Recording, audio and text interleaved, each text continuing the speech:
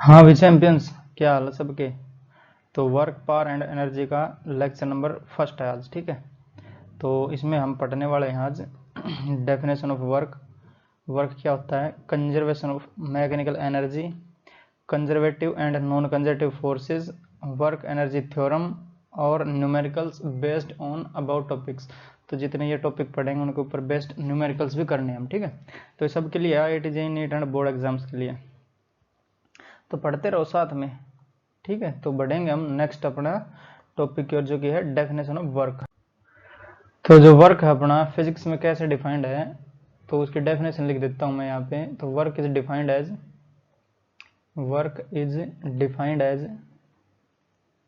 The scalar product of force and displacement.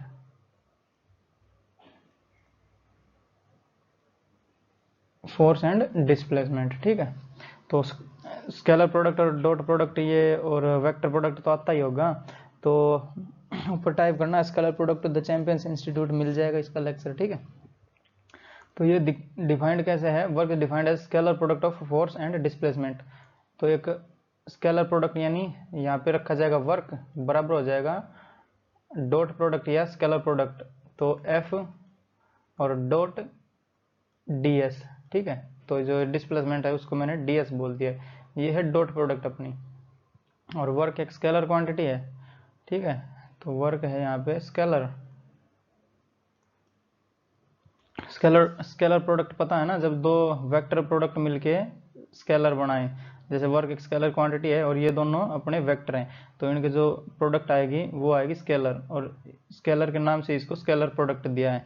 तो scalar product में जो आता है अपना वो हो जाएगा अपना एफ ds और कोस थीटा, या फिर एफ एस कोस थीटा भी कर सकते हैं, ds की जगह s भी कर सकते हैं हम, ठीक है। तो ये हो जाएगा अपना एफ एस कोस थीटा, ठीक है। ये हो जाएगा अपना वर्क बराबर हो जाएगा एफ एस और कोस थीटा। थीटा क्या है, angle between F and S, ठीक है। तो इससे हमें क्या पता चलता है, जैसे वर्क और डिस्प्लेसमेंट दोनों एक ही डायरेक्शन में हो, तो जैसे मान लेते हैं ये अपना फोर्स और डिस्प्लेसमेंट, और यही इधर ही मान लेते हैं हम डिस्प्लेसमेंट। तो ये एंगल हो जाएगा इनका बीच का 0 डिग्री, क्योंकि एक ही साइड में है। तो कोस 0 होता है 1, तो वर्क डन क्या हो जाएगा अपना इस केस में, पर्टिकुलर केस में, तो वर्क डन बराबर हो जाएगा अपना एफ एस और कोस 0 डिग्री। कोस 0 होता है 1, ठीक है। तो कोस 0 को मैं मिटा दे रहा हूँ यहाँ। तो वर्क डन हो जाएगा अपना एफ एस, डायरेक्ट लिख सकते हैं इसको हम, ठीक है। अगर मान लेते हैं एफ फोर्स अलग है, तो ये फोर्स और डिस्प्लेसमेंट हो रही है अलग, ठीक है। ये पीछे हो जाएगा, तो इनके बीच का एंगल कितना हो जाएगा, ये 180 डिग्री हो जाएगा ठीक है। तो अगर हम देखें ये एफ एस कोस 180, तो कोस 180 होता है -1, तो वर्क डन क्या आ जाएगा अपना, वर्क डन हो जाएगा नेगेटिव ऑफ एफ एस, ठीक है।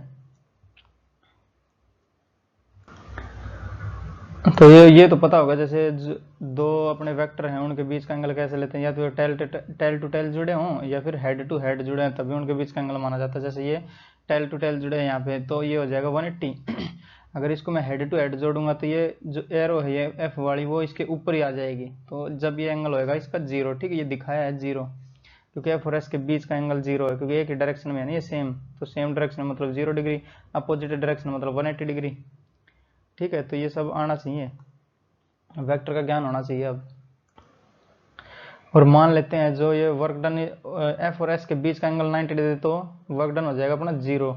जैसे मानते हैं ये अपना हो जाएगा फोर्स,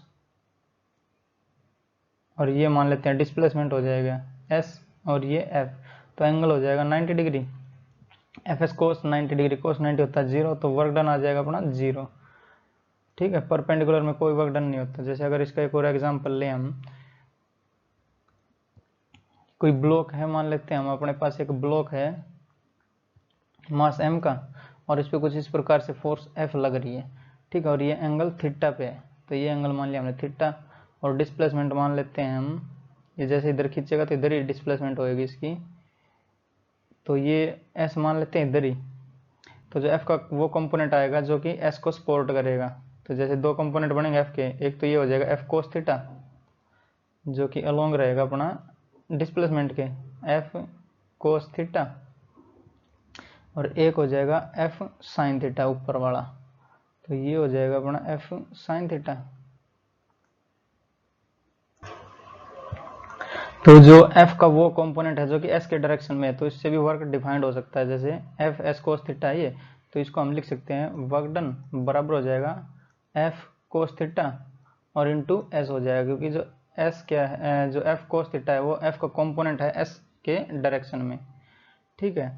और एक इसको दूसरे भी तरह से लिख सकते हैं, जैसे s का कंपोनेंट हो f के डायरेक्शन में हो जाए, ठीक है। कुछ वो क्वेश्चन भी आएगा वो, जैसे s का कोस थीटा हो जाए किसके डायरेक्शन में, f के डायरेक्शन में, ठीक है। तो ये दोनों भी वर्क के फॉर्मूले हैं ही, जैसे सेम आया है अपना।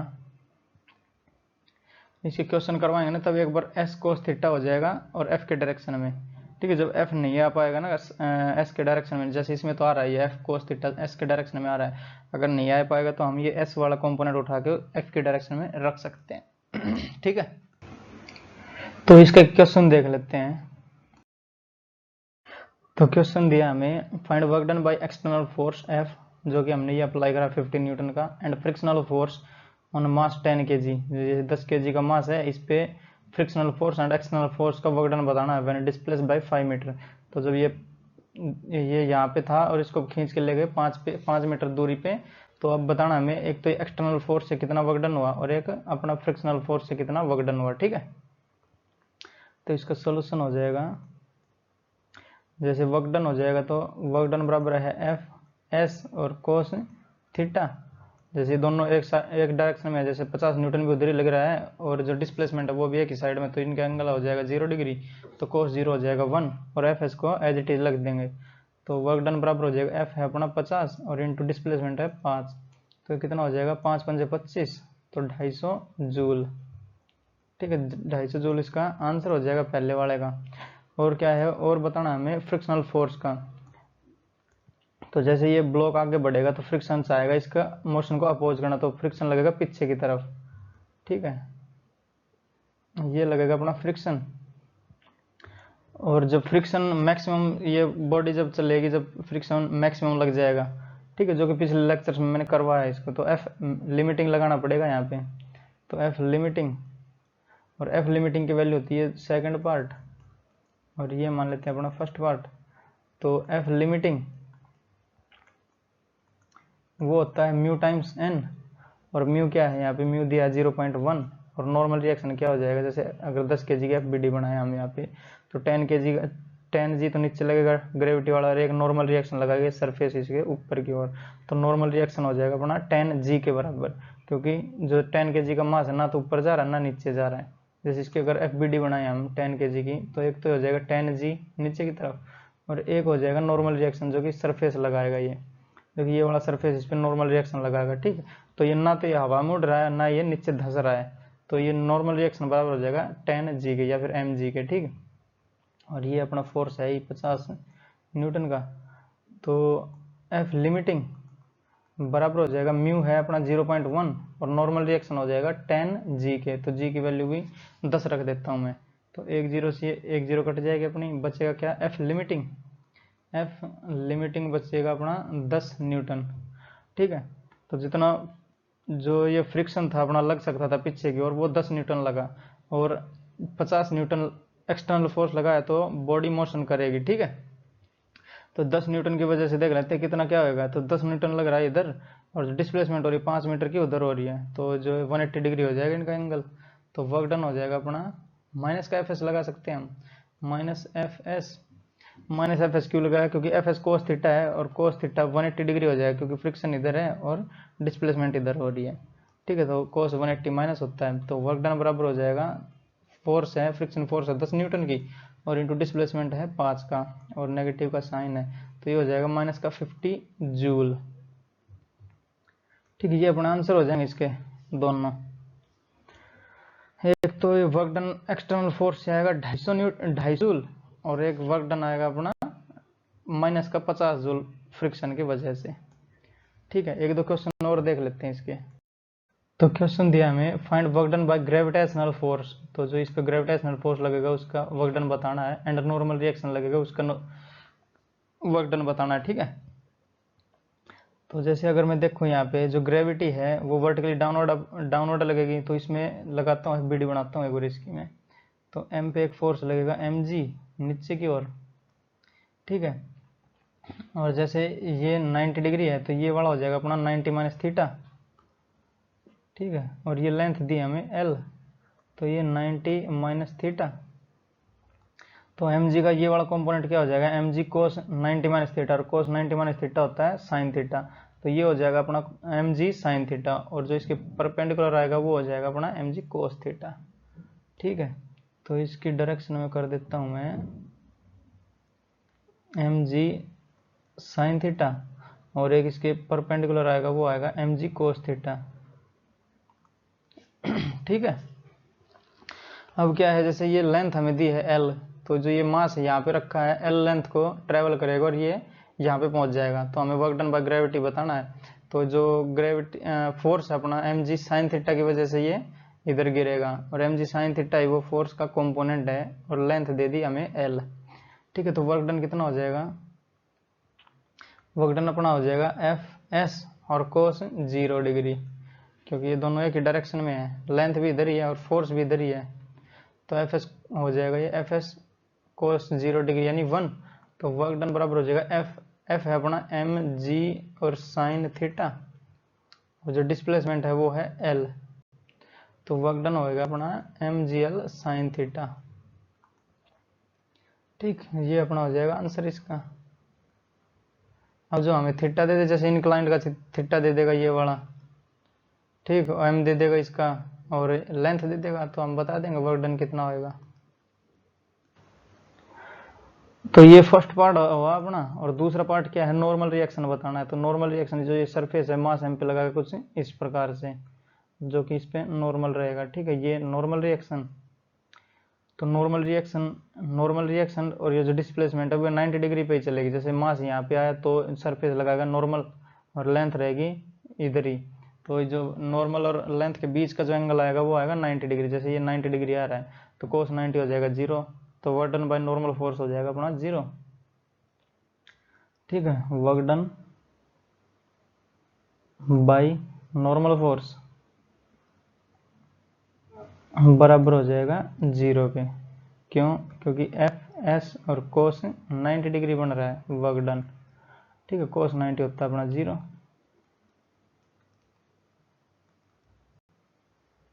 ठीक है,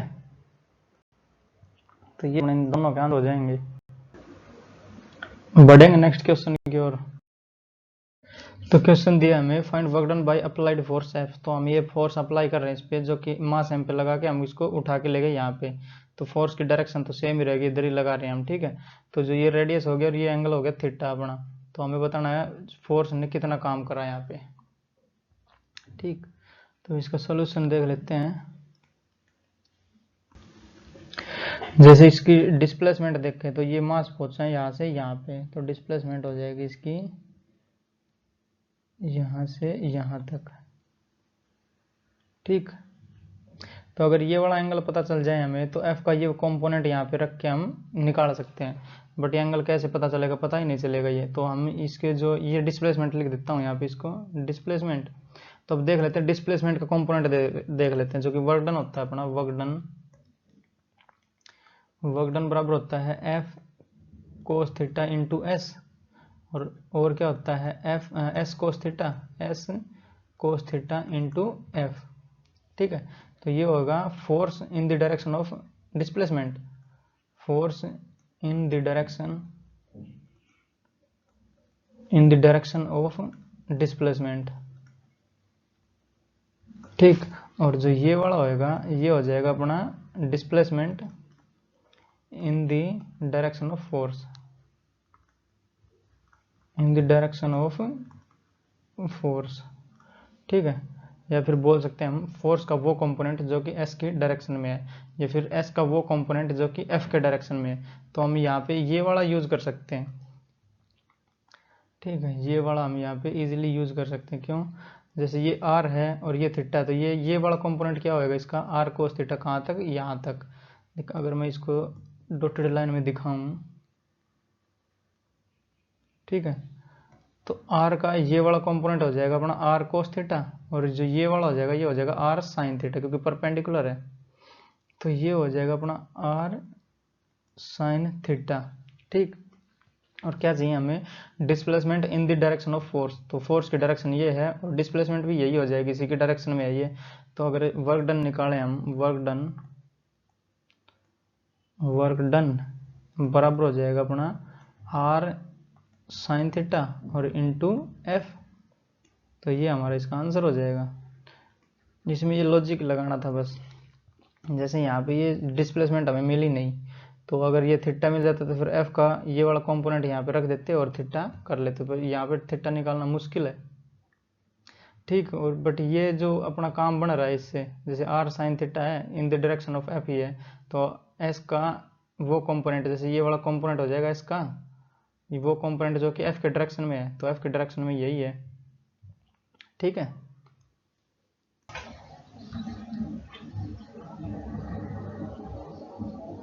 तो समझ में आया, जैसे एस का वो कंपोनेंट चाहिए हमें जो कि एफ के डायरेक्शन में है, तो एफ के डायरेक्शन में कौन सा है, ये वाला है, ठीक। तो ये क्या कितना है, आर साइन थीटा है, ये जो कि आर ये वाला बन जाएगा आर कोस थीटा यहाँ तक, और ये वाला बन जाएगा अपना आर साइन थीटा। तो आर साइन थीटा एफ के डायरेक्शन में है, तो डिस्प्लेसमेंट का ये कंपोनेंट भी है, तो इसको हम रखेंगे, यूज करेंगे इस पर, ठीक है। तो ये अपना आंसर होएगा R sine theta into F, ठीक है। बढ़ेंगे नेक्स्ट। तो अब अपना कंजर्वेशन ऑफ मैकेनिकल एनर्जी, तो अगर इसकी मैं डेफिनेशन लिखूं यहाँ पे, तो energy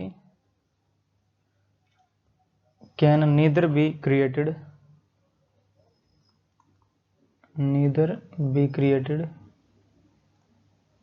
nor be destroyed but it can be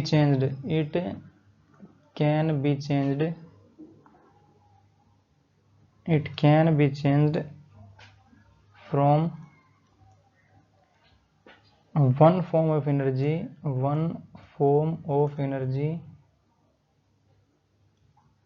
to another, ठीक है।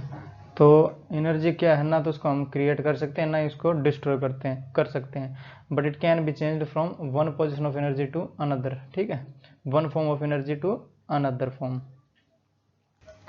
जैसे केमिकल एनर्जी को हम इलेक्ट्रिकल एनर्जी में बदल सकते हैं, जैसे एक सेल हो गया, सेल में केमिकल एनर्जी छुपी रहती है ना, तो उससे हम टॉर्च जला सकते हैं, ठीक है। जैसे विंड एनर्जी हो गया अपना, तो उससे हम इलेक्ट्रिसिटी पैदा करते हैं ना, तो वो उससे हम उसकी फॉर्म को चेंज कर सकते हैं, ठीक है। तो अगर यहाँ पे एग्जांपल लिखूं मैं, विंड एनर्जी जो पवन चक्की घूमती है, wind energy into electrical energy, ठीक है। और क्या हो गया, केमिकल एनर्जी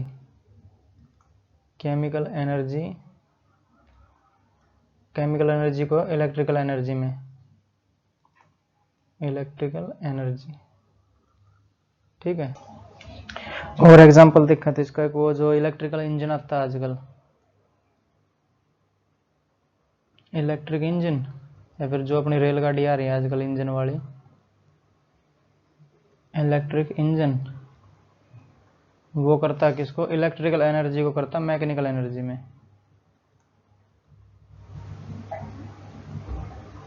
मैकेनिकल एनर्जी।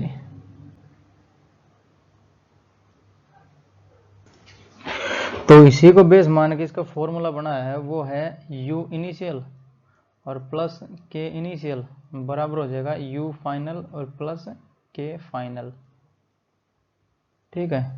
तो जो पोटेंशियल एनर्जी शुरू में थी और प्लस जो काइनेटिक एनर्जी शुरू में थी, वो बराबर हो जाएगी फाइनल पोटेंशियल एनर्जी और फाइनल काइनेटिक एनर्जी में, ठीक है। तो इसके क्वेश्चंस करवा देंगे अभी। तो बढ़ेंगे नेक्स्ट। तो अब हमारा टॉपिक है conservative and non conservative forces, ठीक है। तो अगर कंजर्वेटिव फोर्स को यहाँ पे लेके चले हम, कंजर्वेटिव फोर्स, तो ये फोर्स है जिसका work done does not depend on path, ठीक है। The work done by conservative force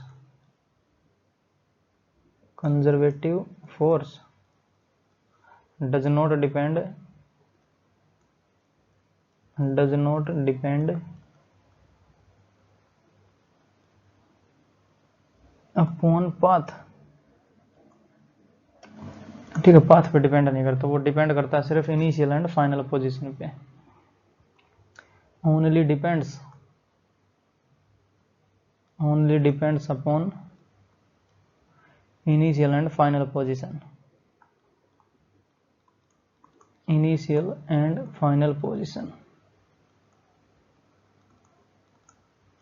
for example, जैसे अगर एक हम एग्जाम्पल लीजिए, ए पॉइंट है अपना ये, और इससे हमें जाना है बी पॉइंट पे, तो इसके 3 रास्ते देख लेता हूँ। एक ये हो जाएगा अपना, एक ये डायरेक्ट वाला हो जाएगा, और एक कुछ इस प्रकार से हो जाएगा, ठीक है। तो 1, 2 और 3। तो अगर जो कंजर्वेटिव फोर्स हुई अपने पास, जैसे ग्रेविटी कंजर्वेटिव फोर्स है, तो कंजर्वेटिव फोर्स का जो वर्क डन ये आएगा, जो फर्स्ट रास्ते से आएगा वही सेकंड से आएगा और वही थर्ड से आएगा।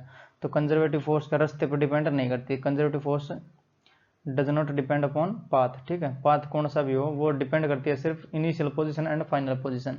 तो इनिशियल पोजीशन ए है और फाइनल पोजीशन बी है।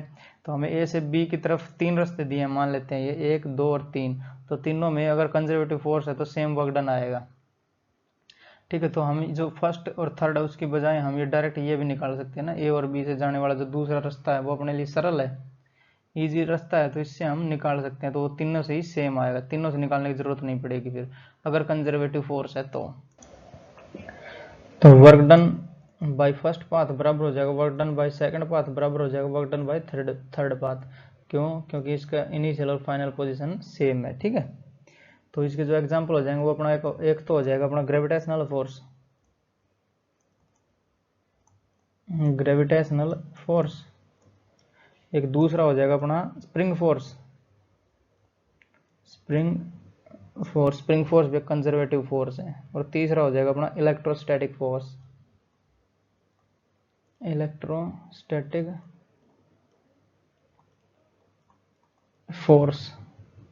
ठीक है। ये सारे अपने कंजर्वेटिव फोर्स हैं और ये रास्ते पे डिपेंड नहीं करेंगे, ये डिपेंड करेंगे only initial position and final position पे, ठीक है। एक एग्जांपल देख लेते हैं इसका एक। तो क्वेश्चन दिया हमें find work done by gravity bye first path, जैसे ये वाला फर्स्ट पाथ दिया हमें ए टू सी डायरेक्ट, ठीक है। और सेकंड पाथ दिया है ए से बी होते हुए और बी से सी, ठीक है। इसका ग्रेविटी जो वर्क डन है फर्स्ट पाथ और सेकंड पाथ दोनों से निकालना है। तो सॉल्यूशन देख लेते हैं इसका बाय फर्स्ट पाथ। तो ए से डायरेक्ट सी पे है, ठीक है। तो mg पे लगने वाली फोर्स ग्रेविटी वाली देखेंगे तो वर्टिकली डाउनवर्ड, तो ये हो जाएगी मान लेते हैं इसका mg, और जो mg ये वाला कंपोनेंट क्या हो जाएगा mg, और ये जैसे ये 90 और ये थीटा, तो 90 प्लस थीटा हो जाएगा ना, mg कोस 90 प्लस थीटा ये वाला कंपोनेंट बनेगा इसका। तो मैं यहाँ पे कर देता हूँ इसका एक बार, जैसे ये इसका FBD बना रहे हैं हम मास m का, तो ये मास m एक वर्टिकली डाउनवर्ड mg, और एक लग रही है अपनी mg 90 प्लस थीटा पे, क्योंकि ये वाला एंगल जो है ये थीटा है और ये हो जाएगा अपना 90। तो mg और कोस 90 प्लस थीटा बनेगा ये, ठीक है। उधरी डायरेक्शन में जो ये लेंथ l है वो हमें डिस्प्लेसमेंट चाहिए, तो ये l भी लिख देता हूँ यहीं पे ही। तो जो वर्क डन होता है, वर्क डन बराबर होता है एफ एस कोस थीटा। तो एफ क्या है यहाँ पे mg कोस 90 प्लस थीटा है, तो mg और कोस 90 प्लस थीटा, ठीक है। अब ये क्या है, ये वाला नहीं चलेगा, अब चलेगा जैसे f कौन सी डायरेक्शन में ऑफ l, अगर यहाँ पे इसको मैं मिटाऊँ यहाँ पे, तो f हो जाएगा इन द डायरेक्शन ऑफ s, तो s के डायरेक्शन में, और इनटू हो जाएगा s। तो s के डायरेक्शन में कौन सा है, ये वाला फोर्स है, और इनटू हो जाएगा अपना s है अपना l, ठीक। तो वर्क डन आएगा अपना ये वाला।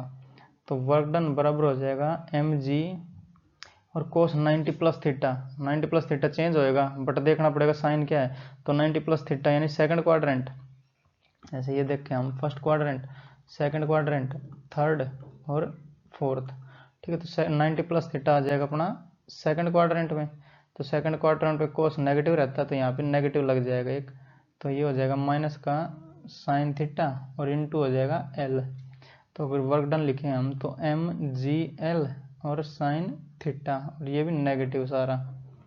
ठीक है, वर्क डन बाय ग्रेविटी, तो जी लिख देता हूँ वर्क डन बाय ग्रेविटी। ठीक है, दूसरा पाथ से अब देखना पड़ेगा, जैसे ए टू बी जाएंगे तो कितना होगा, बी टू सी जाएंगे तो कितना होएगा।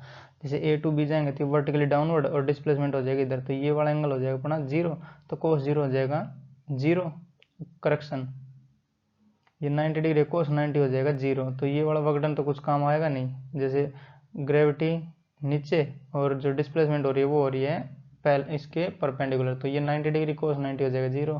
तो वर्क डन होता है एफ एस कोस थीटा हो जाएगा जीरो। तो ये वाला यहाँ पर तो वर्क हुआ है ग्रेविटी का जीरो। ठीक, बट यहाँ पे जैसे मास एम आएगा तो ये ऊपर उठेगा ना, तो ये वाली डिस्प्लेसमेंट कितनी जाएगी वो देखते हैं। जैसे ये एल है, ये थीटा है, तो एल कोस थीटा ये बनेगी और एल साइन थीटा ये बनेगी। तो ये हो जाएगा अपना एल साइन थीटा। अब यहाँ से यहाँ ऊपर तक गए हैं तो फोर्स लगेगी नीचे एम जी, जैसे यहाँ पे मास आया अपना मास एम, तो एक तो वर्टिकली डाउनवर्ड इस पे लगेगी एम जी, फोर्स नीचे और डिस्प्लेसमेंट हो रही है ऊपर एल साइन थीटा की, तो नेगेटिव हो जाएगा वो। तो जो सेकंड पाथ है वो हो जाएगा अपना work done by second path, वो हो जाएगा एम जी और एल साइन थीटा और कोस 180 डिग्री, तो 180 के लिए यहाँ पे माइनस लगा देता हूँ। तो जैसे work done by second path आया माइनस का M G L sine theta, और work done by first path आया कितना M G L sine theta, वो भी माइनस का। तो ये देख रहे हो ए और सी यानी फाइनल इनिशियल पोजीशन और फाइनल पोजीशन पे डिपेंड करता है कंजर्वेटिव फोर्स, क्योंकि ग्रेविटी एक कंजर्वेटिव फोर्स है। ठीक है, तो ये अपने आंसर हो जाएंगे इसके। अगर कहीं से हार्ड रास्ता हो तो वो लेने की जगह शॉर्टकट यूज कर सकते हैं हम, कंजर्वेटिव फोर्स हुआ तो। ठीक है, और इसी बेस पे एक जैसे क्लोज लूप दे रखी हो जैसे, तो उसका वर्क डन हो जाएगा अपना जीरो, क्लोज पाथ होगा तो उसके लिए वर्क डन जीरो हो जाएगा। एक बार नेक्स्ट स्लाइड पे समझा देता हूँ ये भी। तो है work done by conservative force for a closed path is always zero. जैसे अगर हम एक कोई क्लोज पाथ बना ले, ये पॉइंट ए और इसी पॉइंट पे आके कोई खत्म हो जा रहा है पाथ, ठीक है, तो इसका वर्क डन हो जाएगा जीरो, क्योंकि वर्क डन बराबर होता है एफ एस कोस थीटा। तो यहाँ पे डिस्प्लेसमेंट कितनी हो जाएगी, जीरो हो जाएगी, क्योंकि जिस पॉइंट से चले थे उसी पॉइंट पे आ गए, तो डिस्प्लेसमेंट जीरो, तो वर्क डन हो जाएगा अपना जीरो। ठीक है, ये टोटल जीरो हो जाएगा। जैसे अगर एक और एग्जांपल देखें हम, तो ये मास एम है और ये है अपना ग्राउंड पे, ठीक है, और इसको अकबर में ले जा रहा हूँ एच हाइट ऊपर, तो ये मास आ गया यहाँ पे एम, तो एच हाइट ऊपर, तो इसका ग्रेविटी लगेगा नीचे की ओर, ग्रेविटी एम जी, और डिस्प्लेसमेंट हुई है ऊपर, तो फोर जो वर्क डन आ जाएगा वो आ जाएगा माइनस का एम जी एच। ठीक है, अगर यहाँ से मैं नीचे लेके आ रहा हूँ इसको, तो ये है अपना क्लोज पाथ बनाना पड़ेगा ना हमें, तो ये एम मास एम और यहाँ पे हम लेके आ गए इसको नीचे।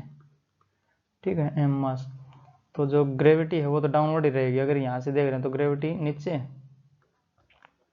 एम जी और एच भी नीचे ही है। ठीक है, तो दोनों एक ही दिशा में है, तो 0 डिग्री का होगा। वर्क डन कितना हो जाएगा एम जी एच, और टोटल वर्क डन देखें तो टोटल वर्क डन बराबर हो जाएगा जीरो के। क्यों? क्योंकि ये क्लोज पाथ बन जाती है। जैसे इस पॉइंट को ए मान लो और इस पॉइंट को बी मान लो, तो ए से बी गए और बी से फिर ए पे आ गए, तो जो डिस्प्लेसमेंट हो जाएगी वो अपनी जीरो होगी।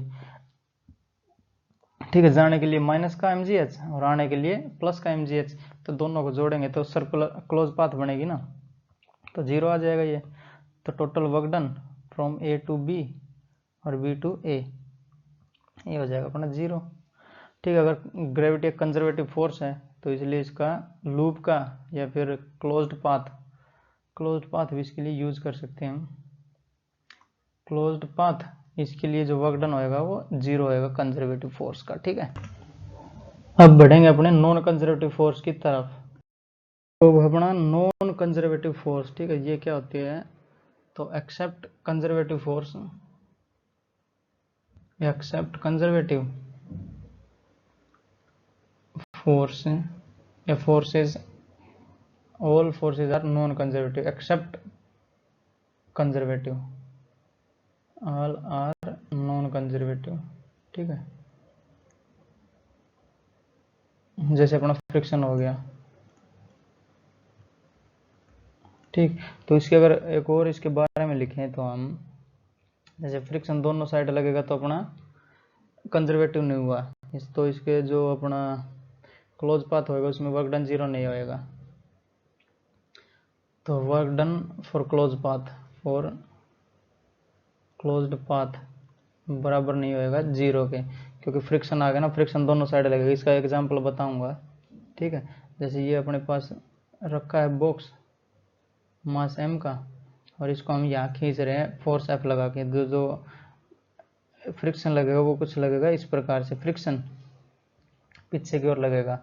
तो फ्रिक्शन का वर्क डन कितना हो जाएगा, वर्क डन बाय फ्रिक्शन बराबर हो जाएगा एफ एस कोस थीटा। तो वर्क डन बाय फ्रिक्शन निकाल रहे हैं, तो ये फ्रिक्शन का फोर्स रखा जाएगा ना, तो एफ फ्रिक्शन वाला और इंटू एस, एस कहाँ हो रहा है, जैसे इसको आगे ले जा रहे हैं तो डिस्प्लेसमेंट तो पॉजिटिव डायरेक्शन में हो रही है, तो एफ एस और कोस थीटा, थीटा कितना अपना 180 डिग्री है, क्योंकि डिस्प्लेसमेंट इधर है और फ्रिक्शन इधर लग रहा है, क्योंकि फ्रिक्शन से ही निकाल रहे हैं वर्क डन बाय फ्रिक्शन। तो कोस 180 हो जाएगा अपना माइनस का 1, तो ये कोस थीटा को हटा के यहाँ पे माइनस कर देता हूँ। ठीक है, work done by force from A to B, तो ये पॉइंट ए मान लेते हैं और यहाँ पे पॉइंट मान लेते हैं बी। ठीक है, तो जो ए टू बी गया फ्रिक्शन उसका कितना आया है वर्क डन है माइनस का एफ एस। अब बी से ए की तरफ आते हैं, जैसे बी है तो बी से फोर्स यहाँ पे लगाएंगे एफ, तो फ्रिक्शन लगेगा इसको अपोजिट फ्रिक्शन। ठीक है, तो फ्रिक्शन लगा इधर और फोर्स लगा इधर, तो डिस्प्लेसमेंट इधर ही होगी, क्योंकि जो एक्सटर्नल फोर्स इधर लग रहा है तो इधर खींचेगा इसको, तो डिस्प्लेसमेंट इधर और फ्रिक्शन उधर।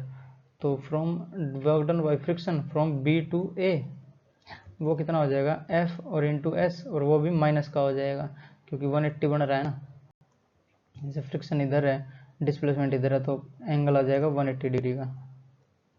ठीक है, तो टोटल वर्क डन कितना आ जाएगा, टोटल वर्क डन बराबर हो जाएगा माइनस का 2fs आ जाएगा, देख लो। ठीक है, क्योंकि ये 2f यहाँ पे f है अपना फ्रिक्शन वाला f, तो ये क्लोज पाथ बन रही है, तो total work done of close path, closed path बराबर है माइनस का 2fs, मतलब 0 नहीं आया ये, तो ये हो गया अपनी नॉन कंजर्वेटिव फोर्स। ठीक, और दूसरा पॉइंट इसका लिखना होगा, तो क्या लिखेंगे हम, तो जो नॉन कंजर्वेटिव फोर्स है उसका वर्क डन डिपेंड करता है पाथ पे। ठीक है, तो work done depends upon path, depends upon path, जैसे जितना बड़ा पाथ लोगे उतना ही ज़्यादा फ्रिक्शन लगेगा, और जितना ज़्यादा फ्रिक्शन लगेगा उतना ही ज़्यादा वर्क डन होएगा। ठीक है, और वो नेगेटिव में आएगा क्योंकि फ्रिक्शन और जो उसका डिस्प्लेसमेंट उसका जो डायरेक्शन है या फिर एंगल उसमें 180 का ही रहेगा हमेशा ही, फ्रिक्शन वाले का और डिस्प्लेसमेंट का। ठीक है, तो जो वर्क डन डिपेंड करता है पाथ पे, कौन सा नॉन कंजर्वेटिव फोर्स का। ठीक है, यहाँ पे मैं लिख देता हूँ for non conservative force, for non conservative force. ठीक है, तो अब how to distinguish the force is conservative और नॉन कंजर्वेटिव, तो मतलब हम कैसे पता लगाएंगे ये फोर्स कंजर्वेटिव है कि नहीं है। ठीक है, उसके लिए बना है अपना एक रूल बना है या फिर मेथड बना है, उसको बोल सकते हो। ठीक है, मेथड बोल सकते हो उसको फॉर कंजर्वेटिव की कंडीशन देख लेते हैं एक बार, और उसके बाद जो भी कंडीशन आएंगी वो हो जाएगी नॉन कंजर्वेटिव के लिए। जैसे जो फोर्स दिया होगा हमें, दिया होगा एफ एक्स इन आई कैप प्लस एफ इन वाई डायरेक्शन जे कैप और प्लस एफ इन जेड डायरेक्शन के कैप, तो इस प्रकार से कुछ अपने को दिया होगा फोर्स। उसके लिए क्या करना है, हमें चेक करना है, चेक जो अपना डेल, इसको बोलते हैं हम पार्शियल डिफरेंशिएशन, ठीक है, partial differentiation of force in X direction और divide by delta del Y, ठीक है, और बराबर हो जाएगा partial differentiation force of force in Y direction divide by del X, ठीक। तो पहली कंडीशन तो ये होगी। इसका क्या मतलब है, जैसे एफ एक्स का डिफरेंशिएशन करना है वाई के रिस्पेक्ट में और एफ वाई का डिफरेंशिएशन करना है एक्स के रिस्पेक्ट में। जैसे अगर एफ डेल एफ एक्स का डिफरेंशिएशन करेंगे तो वाई यहाँ पे कांस्टेंट मानना पड़ेगा हमें, ठीक है, पार्शियल डिफरेंशिएशन कर रहे हैं यहाँ पे। अगर यहाँ y का डिफरेंशिएशन करेंगे तो x को कांस्टेंट ट्रीट करेंगे हम, पार्शियल डिफरेंशिएशन का मतलब यही है, ठीक है। तो पहली कंडीशन ये होनी चाहिए। दूसरी होनी चाहिए अपनी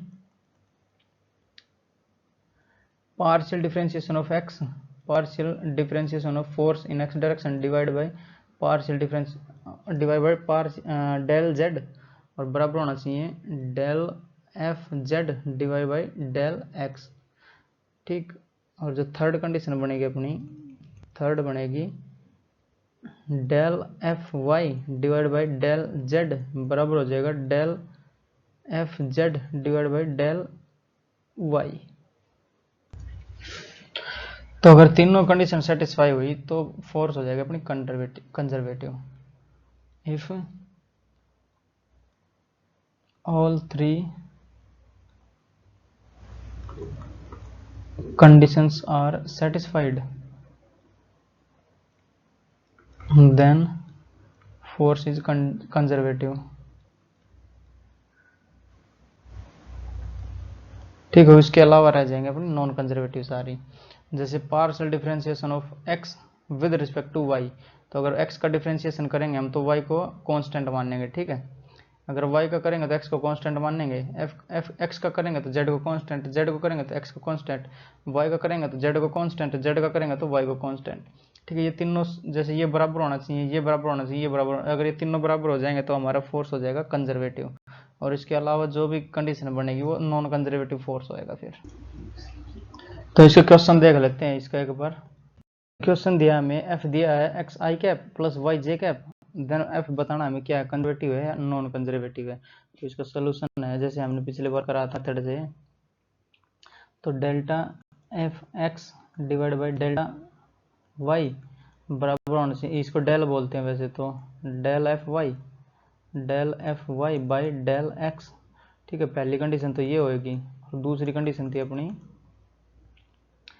दूसरी कंडीशन हो जाएगी del F X divide by del Z बराबर हो जाएगा del F Z divide by del X, और जो तीसरी कंडीशन थी वो अपनी हो जाएगी del F Z divide by del Y और बराबर हो जाएगा del F Y divide by del Z, ठीक है। तो ये सारी कंडीशन अगर सेटिस्फाई होती है तो फोर्स अपनी हो जाएगी कंजर्वेटिव। तो पहले की तरफ बढ़ते हैं, जैसे डेल एफ एक्स और अपॉन डेल वाई, तो वाई के रिस्पेक्ट में करना है एफ एक्स वाले को, इसको तो वाई को कैसा दिखाएगा, कांस्टेंट दिखेगा फॉर वन के लिए, ठीक है। जैसे पार्शियल डिफरेंशिएशन करेंगे एफ एक्स का विद रिस्पेक्ट टू वाई, तो वाई के रिस्पेक्ट में एक्स कैसा है, कांस्टेंट है। तो वाई के रिस्पेक्ट में अगर कुछ करना होता है, जैसे वाई इक्वल टू, जैसे y इक्वल टू मान लेते हैं हम 4x और प्लस 3, तो इसका विद रिस्पेक्ट टू x करते इसको तब तो कुछ हो जाता है, जैसे dy बाई डी एक्स हो जाता तो 4x 4 का x का 4 हो जाता और 3 का हो जाता 0, ठीक है। अब क्या दिखेगा, y को क्या दिखेगा, कांस्टेंट दिखेगा या x, तो ये हो जाएगा अपना 0 और बराबर हो जाएगा F Y with respect to x। तो एफ वाई क्या है, y है, और x को y कैसा दिखेगा, कांस्टेंट दिखेगा ये, तो ये हो जाएगा अपना 0, ठीक है। तो ये दोनों तो सेटिस्फाई कर रहे हैं। तो अब देखना पड़ेगा दूसरा अपना क्या दिया है, तो दूसरा दिया है अपने को F X with respect to Z, तो जेड यहाँ पे 0 है, तो 0 का x कैसा दिखेगा, कांस्टेंट दिखेगा, तो ये भी 0 हो जाएगा। और एफ जेड 0 है, x को 0 कैसा दिखेगा, कांस्टेंट दिखेगा, तो ये भी 0 हो जाएगा। तो थर्ड वाली कंडीशन भी चेक करनी पड़ेगी, सारी कंडीशन चेक करनी पड़ेंगे हमें। जैसे डेल एफ जेड है by del Y, F Z zero तो वाई को कैसा दिखेगा, जीरो, तो कांस्टेंट दिखेगा, तो ये जीरो और बराबर वाई को जेड को वाई कैसा दिखेगा, जेड जीरो, वाई कैसा दिखेगा कांस्टेंट, तो ये भी हो जाएगा जीरो। तो तीनों कंडीशन सेटिस्फाई हो रही हैं, हैंस फोर्स इज कंजर्वेटिव। ठीक है, तो ये वाला जो फोर्स है ये अपना कंजर्वेटिव है। जैसे डेल एफ करें हम partial differentiation of X with respect to Y, तो वाई के रिस्पेक्ट में एक्स कैसा दिखेगा, कांस्टेंट दिखेगा। अगर यहाँ पे वाई की टर्म होते जैसे वाई स्क्वायर प्लस 3y कुछ ऐसा होता तब तो कुछ होता भी डिफरेंशिएशन। ठीक है, इस केस में क्या हो जाएगा, एक्स वाई को एक्स दिखेगा कांस्टेंट, इसी प्रकार से एक्स को वाई भी दिखेगा कांस्टेंट, तो जीरो जीरो, एक्स जेड को एक्स कैसा दिखेगा, कांस्टेंट दिखेगा। ठीक है, तो ये जीरो, और एक्स को कैसा दिखेगा, एक्स को भी ये जीरो है तो जीरो ही दिखेगा, कांस्टेंट दिखेगा तो जीरो, कांस्टेंट का डिफरेंशिएशन। इसी प्रकार से y को z जीरो दिखेगा, ये कांस्टेंट दिखेगा, z को y कांस्टेंट दिखेगा, तो सारे जीरो जीरो, हैंस जो कंडीशन है सेटिस्फाई हो रही है सारे, तो ये कंजर्वेटिव फोर्स बन जाएगा अपना। ठीक है, ये इसका आंसर हो जाएगा। और क्या कंडीशन बन सकती है इसकी, तो कंडीशन जैसे अगर यहाँ पे देखें तो कुछ भी बन सकता है, जैसे ये बराबर होना चाहिए दोनों, ये बराबर होना चाहिए, ये बराबर होना चाहिए। जैसे अगर पहले को देखें तो दो भी आ सकता है, दो बराबर दो हो जाएगा, जीरो बराबर जीरो हो जाएगा, और तीसरा भी जीरो बराबर जीरो हो जाएगा, तब भी ये कंजर्वेटिव फोर्स रहेगा क्योंकि तीनों कंडीशन सेटिस्फाई हो रही है। ठीक है, कंजर्वेटिव रहेगा। ठीक है, तो रोकते हैं लेक्चर को यहीं पे, पढ़ाई करते रहें। All the very best. जो नेक्स्ट लेक्चर आएगा वो अपना आएगा वर्क एनर्जी थ्योरम पे। ठीक है, तो पढ़ाई करते रहें। All the very best.